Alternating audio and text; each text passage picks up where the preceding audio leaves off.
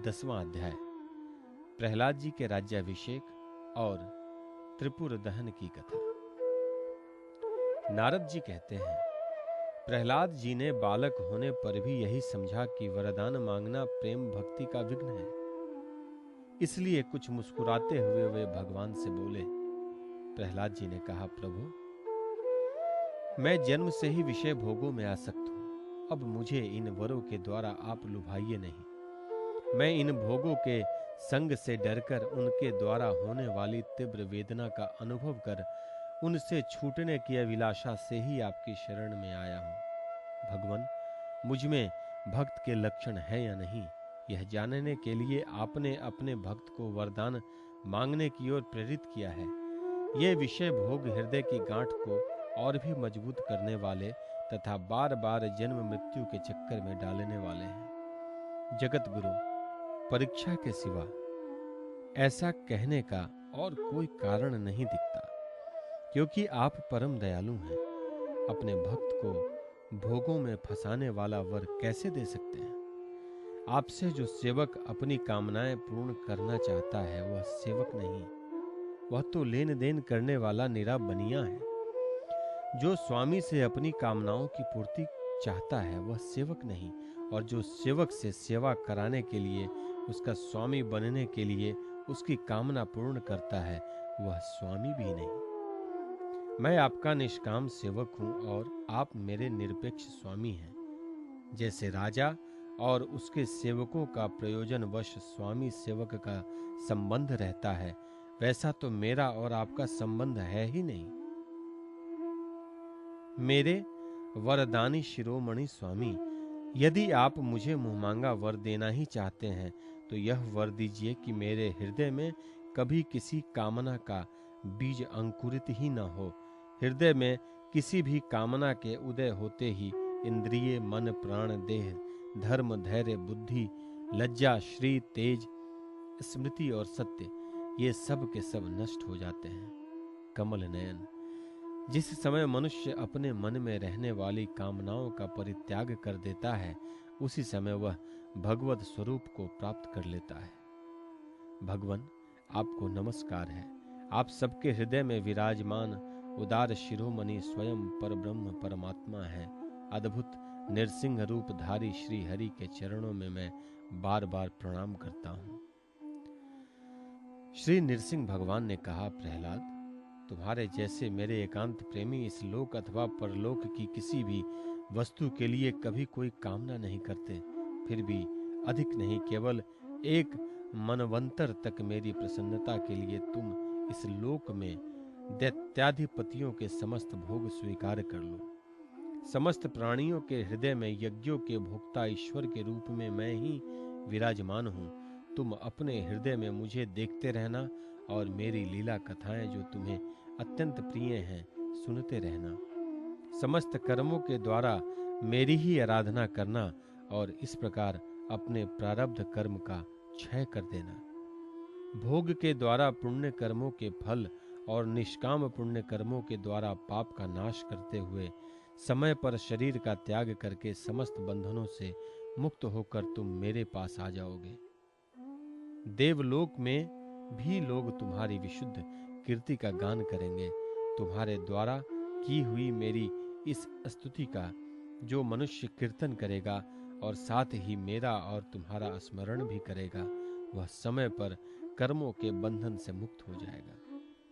प्रहलाद जी ने कहा, महेश्वर, आप वर देने वालों के स्वामी हैं। आपसे मैं एक वर और मांगता हूं। मेरे पिता ने आपके ईश्वरीय तेज को सर्वशक्तिमान चराचर गुरु स्वयं आपको न जानकर आपकी बड़ी निंदा की है। इस विष्णु ने मेरे भाई को मार डाला। ऐसी मिथ्या दृष्टि रखने के कारण पिताजी क्रोध के वेग को सहन करने में असमर्थ हो गए थे। इसी से उन्होंने आपका भक्त होने के कारण मुझसे भी द्रोह किया। दीनबंधु, यद्यपि आपकी दृष्टि पड़ते ही वे पवित्र हो चुके, फिर भी मैं आपसे प्रार्थना करता हूं कि उस जल्दी नाश न होने वाले दुस्तर दोष से मेरे पिता शुद्ध हो जाएं। श्री नृसिंह भगवान ने कहा, निष्पाप प्रहलाद, तुम्हारे पिता स्वयं पवित्र होकर तर गए, इसकी तो बात ही क्या है। यदि इनकी 21 पीढ़ियों के पितर होते तो उन सब के साथ वे भी तर जाते, क्योंकि तुम्हारे जैसा कुल को पवित्र करने वाला पुत्र उनको प्राप्त हुआ। मेरे शांत, समदर्शी और सुख से सदाचार पालन करने वाले प्रेमी भक्तजन जहां जहां निवास करते हैं, वे स्थान चाहे कीटक ही क्यों न हो, पवित्र हो जाते हैं। दैत्यराज, मेरे भक्तिभाव से जितनी कामनाएं नष्ट हो गई हैं, वे सर्वत्र आत्मभाव हो जाने के कारण छोटे बड़े किसी भी प्राणी को किसी भी प्रकार से कष्ट नहीं पहुंचाते। संसार में जो लोग तुम्हारे अनुयायी होंगे वे ही मेरे भक्त हो जाएंगे। बेटा, तुम मेरे सभी भक्तों के आदर्श हो। यद्यपि मेरे अंगों का स्पर्श होने से तुम्हारे पिता पूर्ण रूप से पवित्र हो गए हैं, तथापि तुम उनकी अंत्येष्टि क्रिया करो। तुम्हारे जैसे संतान के कारण उन्हें उत्तम लोकों की प्राप्ति होगी। वत्स, तुम अपने पिता के पद पर स्थित हो जाओ और वेदवादी मुनियों की आज्ञा के अनुसार मुझ में अपना मन लगाकर और मेरी शरण में रहकर मेरी सेवा के लिए ही अपने सारे कार्य करो। नारद जी कहते हैं, युधिष्ठिर, भगवान की आज्ञा अनुसार प्रहलाद जी ने अपने पिता की अंत्येष्टि क्रिया की। इसके बाद श्रेष्ठ ब्राह्मणों ने उनका राज्याभिषेक किया। इसी समय देवता, ऋषि आदि के साथ ब्रह्मा जी ने नृसिंह भगवान को प्रसन्न वदन देखकर पवित्र वचनों द्वारा उनके स्तुति की और उनसे यह बात कही। ब्रह्मा जी ने कहा, देवताओं के आराध्य देव, आप सर्वांतर्यामी, जीवों के जीवनदाता और मेरे भी पिता हैं। यह पापी दैत्य लोगों को बहुत ही सता रहा था। यह बड़े सौभाग्य की बात है कि आपने इसे मार डाला। मैंने इसे वर दे दिया था कि मेरी सृष्टि का कोई भी प्राणी तुम्हारा वध न कर सकेगा। इससे यह मतवाला हो गया था। तपस्या, योग और बल के कारण उच्च श्रृंखल होकर इसने वेद विधियों का उच्छेद कर दिया था। यह भी बड़े सौभाग्य की बात है कि इसके पुत्र परम भागवत शुद्ध हृदय नन्हे से शिशु प्रहलाद को आपने मृत्यु के मुख से छुड़ा दिया, तथा यह भी बड़े आनंद और मंगल की बात है कि वह अब आपकी शरण में है। भगवान, आपके इस नृसिंह रूप का ध्यान जो कोई एकाग्र मन से करेगा, उसे यह सब प्रकार के भयों से बचा लेगा। यहाँ तक कि मारने की इच्छा से आई हुई मृत्यु भी उसका कुछ न बिगाड़ सकेगी। श्री नृसिंह भगवान बोले, ब्रह्मा जी, आप दैत्यों को ऐसा वर न दिया करें। जो स्वभाव से ही क्रूर हैं, उनको दिया हुआ वर तो वैसा ही है जैसा सांपों को दूध पिलाना। नारद जी कहते हैं, युधिष्ठिर, नृसिंह भगवान इतना कहकर और ब्रह्मा जी के द्वारा की हुई पूजा को स्वीकार करके वहीं अंतर्ध्यान समस्त प्राणियों के लिए अदृश्य हो गए। इसके बाद प्रहलाद जी ने भगवत वत स्वरूप ब्रह्मा शंकर की तथा प्रजापति और देवताओं की पूजा करके उन्हें माथा टेक कर प्रणाम किया। तब शुक्राचार्य आदि मुनियों के साथ ब्रह्मा जी ने प्रहलाद को समस्त दानव और दैत्यों का अधिपति बना दिया। फिर ब्रह्मादि देवताओं ने प्रहलाद का अभिनंदन किया और उन्हें शुभाशीर्वाद देकर प्रहलाद जी ने भी यथा योग्य सबका सत्कार किया और वे लोग अपने अपने लोकों को चले गए। युधिष्ठिर, इस प्रकार भगवान के वे दोनों पार्षद जय और विजय दिति के पुत्र दैत्य हो गए थे। वे भगवान से वैर भाव रखते थे। उनके हृदय में रहने वाले भगवान ने उनका उद्धार करने के लिए उन्हें मार डाला। ऋषियों के शाप के कारण उनकी मुक्ति नहीं हुई। वे फिर से कुंभकर्ण और रावण के रूप में राक्षस हुए। उस समय भगवान श्री राम के पराक्रम से उनका अंत हुआ। युद्ध में भगवान राम के बाणों से उनका कलेजा फट गया। वहीं पड़े पड़े पूर्व जन्म की भांति भगवान का स्मरण करते करते उन्होंने अपने शरीर छोड़े। वे ही अब इस युग में शिशुपाल और दंत वक्त्र के रूप में पैदा हुए थे। भगवान के प्रति वैर भाव होने के कारण तुम्हारे सामने ही वे उनमें समा गए। युधिष्ठिर, श्री कृष्ण से शत्रुता रखने वाले सभी राजा अंत समय में श्री कृष्ण के स्मरण से तद्रुप होकर अपने पूर्वकृत पापों से सदा के लिए मुक्त हो गए। जैसे भृंगी के द्वारा पकड़ा हुआ कीड़ा भय से ही उनका स्वरूप प्राप्त कर लेता है, जिस प्रकार भगवान के प्यारे भक्त अपनी भेदभाव रहित अनन्य भक्ति के द्वारा भगवान भगवत स्वरूप को प्राप्त कर लेते हैं, वैसे ही शिशुपाल आदि नरपति भी भगवान के वैर भाव जनित अनन्य चिंतन से भगवान के सारूप्य को प्राप्त हो गए। युधिष्ठिर, तुमने मुझसे पूछा था कि भगवान से द्वेष करने वाले शिशुपाल आदि को उनके सारूप्य की प्राप्ति कैसे हुई।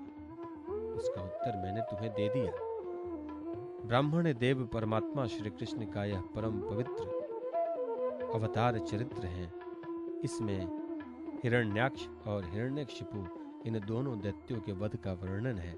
इस प्रसंग में भगवान के परम भक्त प्रहलाद का चरित्र भक्ति, ज्ञान, वैराग्य एवं संसार के सृष्टि, स्थित और प्रलय के स्वामी श्री हरि के यथार्थ स्वरूप तथा उनके दिव्य गुण एवं लीलाओं का वर्णन है। इस आख्यान में देवता और दैत्यों के पदों में कालक्रम से जो महान परिवर्तन होता है उसका भी निरूपण किया गया है। जिसके द्वारा भगवान की प्राप्ति होती है उस भगवत धर्म का भी वर्णन है। आध्यात्म के संबंध में भी सभी जानने योग्य बातें इसमें हैं। भगवान के पराक्रम से पूर्ण इस पवित्र आख्यान को जो कोई पुरुष श्रद्धा से कीर्तन करता है और सुनता है वह कर्म बंधन से मुक्त हो जाता है। जो मनुष्य परम पुरुष परमात्मा की यह श्री नृसिंह लीला, सेनापतियों सहित हिरण्यकशिपु का वध और संत शिरोमणि प्रहलाद जी का पावन प्रभाव एकाग्र मन से पढ़ता और सुनता है और भगवान के अभय पद वैकुंठ को प्राप्त कर लेता है। युधिष्ठिर, इस मनुष्य लोक में तुम लोगों के भाग्य अत्यंत प्रशंसनीय हैं, क्योंकि तुम्हारे घर में साक्षात परब्रह्म परमात्मा मनुष्य का रूप धारण करके गुप्त रूप से निवास करते हैं। इसी से सारे संसार को पवित्र कर देने वाले ऋषि मुनि बार बार उनका दर्शन करने के लिए चारों ओर से तुम्हारे पास आया करते हैं। बड़े बड़े महापुरुष निरंतर जिनको ढूंढते रहते हैं, जो माया के लेश से रहित परम शांत परमानंद अनुभाव स्वरूप परब्रह्म परमात्मा है, वे ही तुम्हारे प्रिय हितैषी मेरे भाई पूज्य आज्ञाकारी गुरु और स्वयं आत्मा कृष्ण हैं। शंकर ब्रह्मा आदि भी अपनी सारी बुद्धि लगाकर वे यह हैं, इस रूप में उनका वर्णन नहीं कर सकते। फिर हम तो कर ही कैसे सकते हैं। हम तो मौन भक्ति और संयम के द्वारा ही उनकी पूजा करते हैं। कृपया हमारी यह पूजा स्वीकार करके भक्त वत्सल भगवान हम पर प्रसन्न हो। युधिष्ठिर, यही एकमात्र आराध्य देव है। प्राचीन काल में बहुत बड़े मायावी मयासुर ने जब रुद्रदेव की कमनीय कीर्ति में कलंक लगाना चाहा था, तब इन्हीं भगवान श्री कृष्ण ने फिर से उनके यश की रक्षा और विस्तार किया था। राजा युधिष्ठिर ने पूछा, नारद जी, मैं दानव किस कार्य में जगदीश्वर रुद्र देव का यश नष्ट करना चाहता था और भगवान श्री कृष्ण ने किस प्रकार उनके यश की रक्षा की, आप कृपया करके बतलाइए। नारद जी ने कहा, एक बार इन्हीं भगवान श्री कृष्ण से शक्ति प्राप्त करके देवताओं ने युद्ध में असुरों को जीत लिया था। उस समय सबके सब असुर मायावियों के परम गुरु में दानव की शरण में गए। शक्तिशाली मायासुर ने सोने, चांदी और लोहे के 3 विमान बना दिए। ये विमान क्या थे? 3 पुर ही थे। वे इतने विलक्षण थे कि उनका आना जाना जान नहीं पड़ता था। उनमें अपरिमित सामग्रियां भरी हुई थी। युधिष्ठिर, दैत्य सेनापतियों के मन में तीनों लोक और लोकपतियों के प्रति वैर भाव तो था ही, अब उसकी याद करके उन तीनों विमानों के द्वारा वे उनमें छिपे रहकर सबका नाश करने लगे। तब लोकपालों के साथ सारी प्रजा भगवान शंकर की शरण में गई और उनसे प्रार्थना की कि प्रभु, त्रिपुर में रहने वाले असुर हमारा नाश कर रहे हैं। हम आपके हैं, अतः देवाधिदेव आप हमारी रक्षा कीजिए। उनकी प्रार्थना सुनकर भगवान शंकर ने कृपापूर्ण शब्दों में कहा, डरो मत। फिर उन्होंने अपने धनुष पर वाण चढ़ाकर तीनों पुरों पर छोड़ दिया। उनके उस वाण से सूर्य मंडल से निकलने वाली किरणों के समान अन्य बहुत से वाण निकले। उनमें से मानो आग की लपटें निकल रही थी। उनके कारण उन पुरों का दिखना बंद हो गया।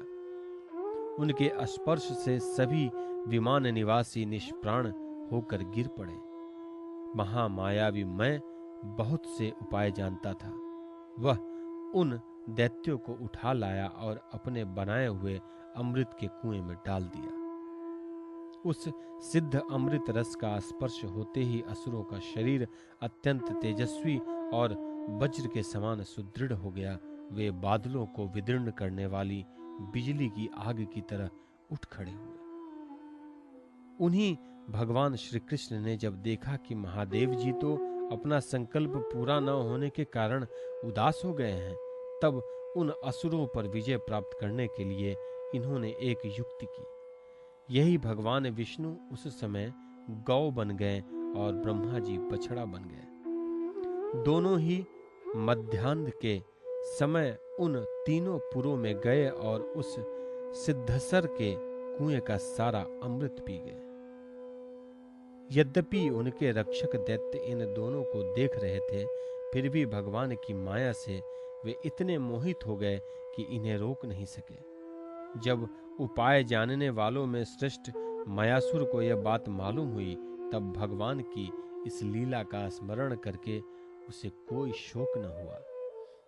शोक करने वाले अमृत रक्षकों से उसने कहा, भाई, देवता, असुर, मनुष्य अथवा और कोई भी प्राणी अपने पराये अथवा दोनों के लिए जो प्रारब्ध का विधान है उसे मिटा नहीं सकता। जो होना था हो गया, शोक करके क्या करना है।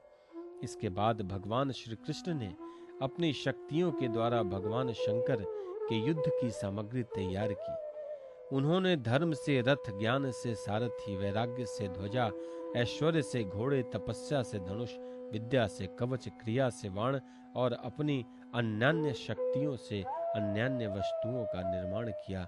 इन सामग्रियों से सज धज कर भगवान शंकर रथ पर सवार हुए एवं धनुष्वान धारण किया। भगवान शंकर से अभिजित मुहूर्त में धनुष्बाण चढ़ाया और उन तीनों दुर्भेद्य विमानों को भस्म कर दिया। युधिष्ठिर, उसी समय स्वर्ग में दुदुम्बियां बजने लगी। सैकड़ों विमानों की भीड़ लग गई।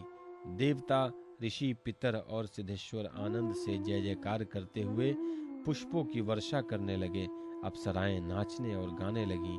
युधिष्ठिर, इस प्रकार उन तीनों पुरों को जलाकर भगवान शंकर ने पुरारी की पदवी प्राप्त की और ब्रह्मादिकों की स्तुति सुनते हुए अपने धाम को चले गए। आत्मस्वरूप जगत गुरु भगवान श्री कृष्ण इस प्रकार अपनी माया से जो मनुष्यों की सी लीलाएं करते हैं, ऋषि लोग उन्हीं अनेकों लोक पावन लीलाओं का गान किया करते हैं। बताओ, अब मैं तुम्हें 11वां अध्याय मानव धर्म, वर्ण धर्म और स्त्री धर्म का निरूपण। श्री सुखदेव जी कहते हैं, भगवान में प्रहलाद जी के साधु समाज में सम्मानित पवित्र चरित्र सुनकर संत शिरोमणि युधिष्ठिर को बड़ा आनंद हुआ। उन्होंने नारद जी से और भी पूछा। युधिष्ठिर जी ने कहा, भगवान, अब मैं वर्ण और आश्रमों के सदाचार के साथ मनुष्यों के सनातन धर्म का श्रवण करना चाहता हूँ, क्योंकि धर्म से ही मनुष्य को ज्ञान, भगवत प्रेम और साक्षात परम पुरुष भगवान की प्राप्ति होती है। आप स्वयं प्रजापति ब्रह्मा जी के पुत्र हैं और नारद जी आपकी तपस्या, योग एवं समाधि के कारण वे अपने दूसरे पुत्रों की अपेक्षा आपका अधिक सम्मान भी करते हैं। आपके समान नारायण परायण, दयालु, सदाचारी और शांत ब्राह्मण धर्म के गुप्त से गुप्त रहस्य को जैसा यथार्थ रूप से जानते हैं, दूसरे लोग वैसा नहीं जानते। नारद जी ने कहा, युधिष्ठिर, अजन्मा भगवान ही समस्त धर्मों के मूल कारण है। वही प्रभु चराचर जगत के कल्याण के लिए धर्म और दक्ष पुत्री मूर्ति के द्वारा अपने अंश से अवतीर्ण होकर बद्रिकाश्रम में तपस्या कर रहे हैं। उन नारायण भगवान को नमस्कार करके उन्हीं के मुख से सुने हुए सनातन धर्म का मैं वर्णन करता हूँ। युधिष्ठिर, सनातन धर्म का मैं वर्णन करता हूँ। सर्ववेद स्वरूप भगवान श्री हरि, उनका तत्व जानने वाले महर्षियों की स्मृतियां और जिससे आत्म ग्लानि न होकर आत्म प्रसाद की उपलब्धि हो, वह कर्म धर्म के मूल है। युधिष्ठिर, धर्म के ये 30 लक्षण शास्त्रों में कहे गए हैं। सत्य, दया, तपस्या, शौच, तितिक्षा, उचित अनुचित का विचार, मन का संयम, इंद्रियों का संयम, अहिंसा, ब्रह्मचर्य, त्याग, स्वाध्याय, सरलता, संतोष, समदर्शी महात्माओं की सेवा, धीरे धीरे सांसारिक भोगों की चेष्टा से निवृत्ति। मनुष्य के अभिमान पूर्ण प्रयत्नों का फल उल्टा ही होता है। ऐसा विचार, मौन, आत्मचिंतन, प्राणियों को अन्न आदि का यथायोग्य विभाजन, उनमें और विशेष करके मनुष्यों में अपने आत्मा तथा इष्ट देव का भाव, संतों के परम आश्रय भगवान श्री कृष्ण के नाम गुण लीला आदि का श्रवण कीर्तन स्मरण, उनकी सेवा पूजा और नमस्कार, उनके प्रति दास्य सख्य और आत्मसमर्पण, यह 30 प्रकार का आचरण सभी मनुष्य का परम धर्म है। इसके पालन से सर्वात्मा भगवान प्रसन्न होते हैं। धर्मराज, जिनके वंश में अखंड रूप से संस्कार होते आए हैं और जिन्हें ब्रह्मा जी ने संस्कार के योग्य स्वीकार किया है, उन्हें द्विज कहते हैं। जन्म और कर्म से शुद्ध द्विजों के लिए यज्ञ, अध्ययन, दान और ब्रह्मचर्य आदि आश्रमों के विशेष कर्मों का विधान है। अध्ययन, अध्यापन, दान लेना, दान देना और यज्ञ करना, यज्ञ कराना, ये 6 कर्म ब्राह्मण के हैं। क्षत्रियों को दान नहीं लेना चाहिए। प्रजा की रक्षा करने वाले क्षत्रियों का जीवन निर्वाह ब्राह्मण के सिवा और सबसे यथा योग्य कर तथा दंड जुर्माना आदि के द्वारा होता है। वैश्य को सर्वदा ब्राह्मण वंश का अनुयायी रहकर गो रक्षा, कृषि एवं व्यापार के द्वारा अपनी जीविका चलानी चाहिए। शूद्र का धर्म है द्विजातियों की सेवा। उसकी जीविका का निर्वाह उसका स्वामी करता है। ब्राह्मण के जीवन निर्वाह के साधन 4 प्रकार के हैं: वार्ता, शालीन, ययावर और शिलोच्छन। इनमें से पीछे पीछे की वृत्तियां अपेक्षाकृत श्रेष्ठ हैं। निम्न वर्ग का पुरुष बिना आपत्ति काल के उत्तम वर्ण की वृत्तियों का अवलंबन न करे। क्षत्रिय दान लेना छोड़कर ब्राह्मण की शेष 5 वृत्तियों का अवलंबन ले सकता है। आपत्ति काल में सभी सब वृत्तियों को स्वीकार कर सकते हैं। ऋतु, अमृत, मृत, प्रमृत और संत्यानृत, इनमें से किसी भी वृत्ति का आश्रय ले, परंतु श्राण वृत्ति का अवलंबन कभी ना करे। बाजार में पड़े हुए अन्न उच्च तथा खेतों में पड़े हुए अन्न शिल को बीनकर शिलोच्च वृत्ति से जीव का निर्वाह करना ऋत है। बिना मांगे जो कुछ मिल जाए उसी अयाचित शालीन वृत्ति के द्वारा जीवन निर्वाह करना अमृत है। नित्य मांग कर लाना अर्थात यायावर वृत्ति के द्वारा जीवन यापन करना मृत है। कृषि आदि के द्वारा वार्ता वृत्ति से जीवन निर्वाह करना प्रमृत है।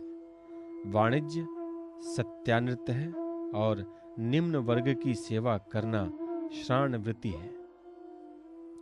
ब्राह्मण और क्षत्रिय को इस अंतिम अंदित वृत्ति का कभी आश्रय नहीं लेना चाहिए, क्योंकि ब्राह्मण सर्व वेदमय और क्षत्रिय राजा सर्व देवमय है।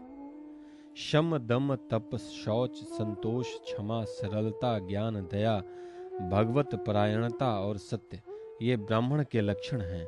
युद्ध में उत्साह, वीरता, धीरता, तेजस्विता, त्याग, मनोजय, क्षमा, ब्राह्मणों के प्रति भक्ति, अनुग्रह और प्रजा की रक्षा करना, ये क्षत्रिय के लक्षण हैं। देवता, गुरु और भगवान के प्रति भक्ति, अर्थ, धर्म और काम, इन तीनों पुरुषार्थों की रक्षा करना, आस्तिकता, उद्योगशीलता और व्यवहारिता, निपुणता, ये वैश्य के लक्षण हैं।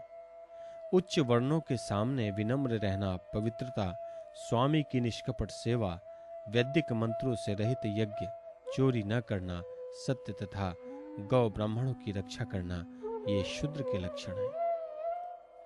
पति की सेवा करना, उनके अनुकूल रहना, पति के संबंधियों को प्रसन्न रखना और सर्वदा पति के नियमों की रक्षा करना, ये पति को ही ईश्वर मानने वाली पतिव्रता स्त्रियों के धर्म है।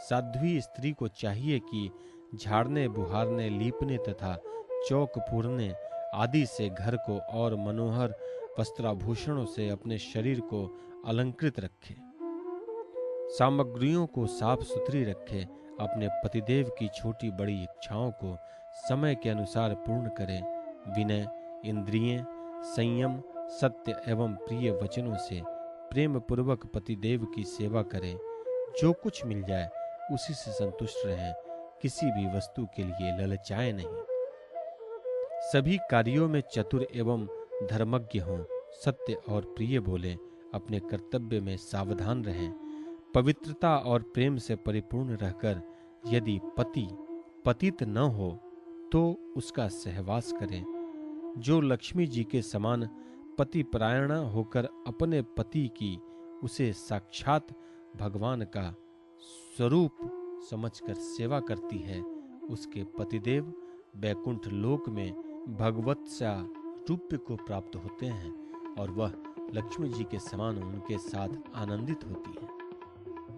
युधिष्ठिर, जो चोरी तथा अन्याय पाप कर्म नहीं करते, उन अंतज्य तथा चांडाल आदि अंतेवसायी वर्ण संकर जातियों की वृत्तियां से वे ही हैं जो कुल परंपरा से उनके यहाँ चली आई हैं। वेददर्शी ऋषि मुनियों ने युग युग में प्रायः मनुष्यों के स्वभाव के अनुसार धर्म की व्यवस्था की है।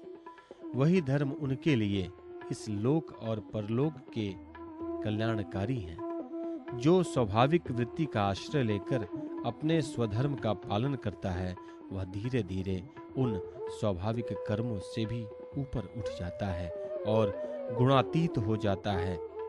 महाराज, जिस प्रकार बार बार बोने से खेत स्वयं ही शक्तिहीन हो जाता है और उसमें अंकुर उगना बंद हो जाता है, यहाँ तक कि उसमें बोया हुआ बीज भी नष्ट हो जाता है, उसी प्रकार यह चित्त जो वासनाओं का खजाना है, विषयों का अत्यंत सेवन करने से स्वयं ही ऊब जाता है, परंतु स्वल्प भोगों से ऐसा नहीं होता। जैसे एक एक बूंद घी डालने से आग नहीं बुझती, परंतु एक ही साथ अधिक घी पड़ जाए तो वह बुझ जाती है। जिस पुरुष के वर्ण को बतलाने वाला जो लक्षण कहा गया है, वह यदि दूसरे वर्ण वाले में भी मिले तो उसे भी उसी वर्ण का समझना। 12वां अध्याय, ब्रह्मचर्य और वानप्रस्थ आश्रमों के नियम। नारद जी कहते हैं, धर्मराज, गुरुकुल में निवास करने वाला ब्रह्मचारी अपनी इंद्रियों को वश में रखकर दास के समान अपने को छोटा माने, गुरुदेव के चरणों में सुदृढ़ अनुराग रखे और उनके हित के कार्य करता रहे। सायंकाल और प्रातःकाल गुरु, अग्नि, सूर्य और श्रेष्ठ देवताओं की उपासना करे और मौन होकर एकाग्रता से गायत्री का जप करता हुआ दोनों समय की संध्या करे। गुरु जी जब बुलाएं तभी पूर्णतया अनुशासन में रहकर उनसे वेदों का स्वाध्याय करे। पाठ के प्रारंभ और अंत में उनके चरणों में सिर टेक कर प्रणाम करे। शास्त्र की आज्ञा के अनुसार मेमला, मृगचर्म, वस्त्र, जटा, दंड, कमंडलू, यज्ञोपवीत तथा हाथ में कुश धारण करे। सायंकाल और प्रातःकाल भिक्षा मांग कर लाए और उसे गुरु जी को समर्पित कर दे। वे आज्ञा दे तब भोजन करे और यदि कभी आज्ञा न दे तो उपवास कर ले। अपने शील की रक्षा करें, थोड़ा खाएं, अपने कामों को निपुणता के साथ करें, श्रद्धा रखें और इंद्रियों को अपने वश में रखें। स्त्री और स्त्रियों के वश में रहने वालों के साथ जितनी आवश्यकता हो उतना ही व्यवहार करें। जो गृहस्थ नहीं है और ब्रह्मचर्य का व्रत लिए हुए हैं उसे स्त्रियों की चर्चा से ही अलग रहना चाहिए। इंद्रियां बड़ी बलवान हैं। ये प्रयत्न पूर्वक साधन करने वालों के मन को भी क्षुब्ध करके खींच लेती है। युवक ब्रह्मचारी, युवती गुरु पत्नियों से बाल सुलझावना, शरीर मलवाना, स्नान करवाना, उबटन लगवाना इत्यादि कार्य न कराएं। स्त्रियां आग के समान हैं और पुरुष घी के घड़े के समान है। एकांत में तो अपनी कन्या के साथ भी न रहना चाहिए। जब वह एकांत में न हो तब भी आवश्यकता के अनुसार ही उसके पास रहना चाहिए। जब तक यह जीव आत्म साक्षात्कारात्मक के द्वारा इन देह और इंद्रियों को प्रतीति मात्र निश्चय करके स्वतंत्र नहीं हो जाता, तब तक मैं पुरुष हूं और यह स्त्री है, यह द्वैत नहीं मिटता। और तब तक यह भी निश्चित है कि ऐसे पुरुष यदि स्त्री के संसर्ग में रहे तो उनमें भोग बुद्धि हो ही जाएगी। ये सब शील रक्षादि गुण गृहस्थ के लिए और सन्यासी के लिए भी विहित हैं। गृहस्थ के लिए गुरुकुल में रहकर गुरु की सेवा शुश्रूषा वैकल्पिक है, क्योंकि ऋतुगमन के कारण उसे वहां से अलग भी होना पड़ता है। जो ब्रह्मचर्य का व्रत धारण करें उन्हें चाहिए कि वे सूरमा या तेल न लगाएं, उबटन न मलें, स्त्रियों के चित्र न बनाएं, मांस और मद से कोई संबंध न रखें, फूलों के हार, इत्र, फुलेल, चंदन और आभूषणों का त्याग कर दें। इस प्रकार गुरुकुल में निवास करके द्विजाति को अपनी शक्ति और आवश्यकता के अनुसार वेद, उनके अंग, शिक्षा, कल्प आदि और उपनिषदों का अध्ययन तथा ज्ञान प्राप्त करना चाहिए। फिर यदि सामर्थ्य हो तो गुरु को मुंहमांगी दक्षिणा देनी चाहिए। इसके बाद उनकी आज्ञा से गृहस्थ वानप्रस्थ अथवा सन्यास आश्रम में प्रवेश करे या आजीवन ब्रह्मचर्य का पालन करते हुए उसी आश्रम में रहें। यद्यपि भगवान स्वरूप सर्वत्र एक रस स्थित है, अतएव उनका कहीं प्रवेश करना या निकलना नहीं हो सकता, फिर भी अग्नि, गुरु, आत्मा और समस्त प्राणियों में अपने आश्रित जीवों के साथ वे विशेष रूप से विराजमान हैं। इसलिए उन पर सदा दृष्टि जमी रहनी चाहिए। इस प्रकार आचरण करने वाला ब्रह्मचारी, वानप्रस्थ, सन्यासी अथवा गृहस्थ विज्ञान संपन्न होकर परब्रह्म तत्व का अनुभव प्राप्त कर लेता है। अब मैं ऋषियों के मतानुसार वानप्रस्थ आश्रम के नियम बतलाता हूँ। उनका आचरण करने से वानप्रस्थ आश्रमी को अनायास ही ऋषियों के लोक महर लोक की प्राप्ति हो जाती है। वानप्रस्थ आश्रमी को जोती हुई भूमि में उत्पन्न होने वाले चावल, गेहूं आदि अन्न नहीं खाने चाहिए। बिना जोते पैदा हुआ अन्न भी यदि असमय में पका हो तो उसे भी न खाना चाहिए। आग से पकाया हुआ या कच्चा अन्न भी न खाना चाहिए। केवल सूर्य के ताप से पके हुए कंद, मूल, फल आदि का ही सेवन करें। जंगलों में अपने आप पैदा हुए धान्यों से नित्य नैमित्तिक चरु और पुरोडाश का हवन करें। जब नए नए अन्न, फल, फूल आदि मिलने लगे तब पहले के इकट्ठे किए हुए अन्न का परित्याग कर दे। अग्निहोत्र के अग्नि की रक्षा के लिए ही घर, पर्णकुटी अथवा पहाड़ की गुफा का आश्रय ले। स्वयं शीत, वायु, अग्नि, वर्षा और घाम का सहन करे। सिर पर जटा धारण करे और केश, रोम, नख एवं दाढ़ी मूछ न कटवाएं तथा मैल को भी शरीर से अलग न करें। कमंडलू, मृगचर्म, दंड, वल्कल, वस्त्र और अग्निहोत्र की सामग्रियों को अपने पास रखें। विचारवान पुरुष को चाहिए कि 12, 8, 4, 2 या 1 वर्ष तक वानप्रस्थ आश्रम के नियमों का पालन करे। ध्यान रहे कि कहीं अधिक तपस्या का क्लेश सहन करने से बुद्धि बिगड़ न जाए। वानप्रस्थी पुरुष जब रोग अथवा बुढ़ापे के कारण अपने कर्म पूरे न कर सके और वेदांत विचार करने की भी सामर्थ्य न रहे, तब उसे अनशन आदि व्रत करने चाहिए।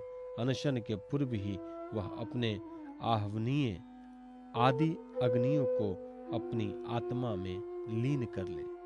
मैंपन और मेरेपन का त्याग करके शरीर को उसके कारणभूत तत्वों में यथा योग्य भली भांति लीन करे। जितेंद्रिय पुरुष अपने शरीर के छिद्राकाशों को आकाश में, प्राणों को वायु में, गर्मी को अग्नि में, रक्त कफ पीव आदि जलीय तत्वों को जल में और हड्डी आदि ठोस वस्तुओं को पृथ्वी में लीन करे। इसी प्रकार वाणी और उसके कर्म भाषण को उसके अधिष्ठा देवता अग्नि में, हाथ और उसके द्वारा होने वाले कला कौशल को इंद्र में, चरण और उसकी गति को काल स्वरूप विष्णु में, रति और उपस्थ को प्रजापति में एवं पायु और मलोत्सर्ग को उनके आश्रय के अनुसार मृत्यु में लीन कर दे। क्षोत्र और उसके द्वारा सुने जाने वाले शब्द को दिशाओं में, स्पर्श और त्वचा को वायु में, नेत्र सहित रूप को ज्योति में, मधुर आदि रस के सहित रसनेन्द्रियों को जल में और युधिष्ठिर घ्राणेन्द्रिय एवं उसके द्वारा सूंघे जाने वाले गंधों को पृथ्वी में लीन कर दे। मनोरथ के साथ मन को चंद्रमा में, समझ में आने वाले पदार्थों के सहित बुद्धि को ब्रह्मा में तथा अहंता और ममता रूप क्रिया करने वाले अहंकार को उसके कर्मों के साथ रुद्र में लीन कर दे। इसी प्रकार चेतना सहित चित्त को क्षेत्रज्ञ जीव में और गुणों के कारण विकारी से प्रतीत होने वाले जीव को पर ब्रह्म में लीन कर दे। साथ ही पृथ्वी का जल में, जल का अग्नि में, अग्नि का वायु में, वायु का आकाश में, आकाश का अहंकार में, अहंकार का महत्व में, महत्व का अव्यक्त में और अव्यक्त का अविनाशी परमात्मा में लय कर दे। इस प्रकार अविनाशी परमात्मा के रूप में अवशिष्ट जो चिद्वस्तु है वह आत्मा है, वह मैं हूँ, यह जानकर अद्वितीय भाव में स्थित हो जाएं।